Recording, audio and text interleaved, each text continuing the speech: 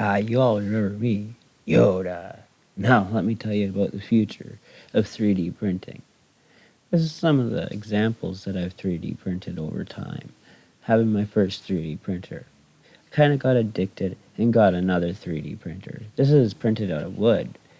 Anyways, 3D printer, they're so cool. They come up with the wickedest objects, and you could do so much with them. Now, let me tell you about some of the common things I plan on selling. As in all the pictures, if you send me your files, I will print them. These are all things that I've printed. And here's a couple examples of what I print them with. I use FDM or FFF printers right now. I have one resin printer, and if I got a really big project, I even got enough parts to build a huge printer. This is a very cool mechanical part. Here's a cup. We got motorcycle replacement parts. They're very popular. Kids' toys, helmets from your favorite, show, Superman, pen holders, dice holders. Seeing as we're all staying at home, that's a very fun topic. And look at all these great shapes you can build.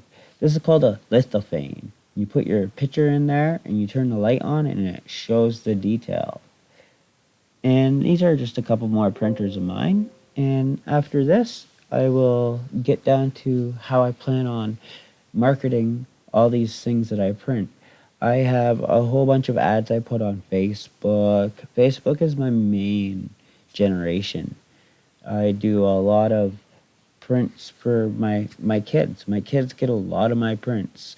Like here's Pikachu that I printed and painted on the last printer you just seen. And here's a printer where I mass produced a bunch of toilets. It was actually a joke game. I thought it was really fun. Something I just give out. And here's another pen holder, Ender 3, and here's a 3D headset that you can print little sensors, and the blue containers is what holds the sensors. Here's a Lego block holder, and may the force be with you, and this is a great idea. Have a good day, everyone.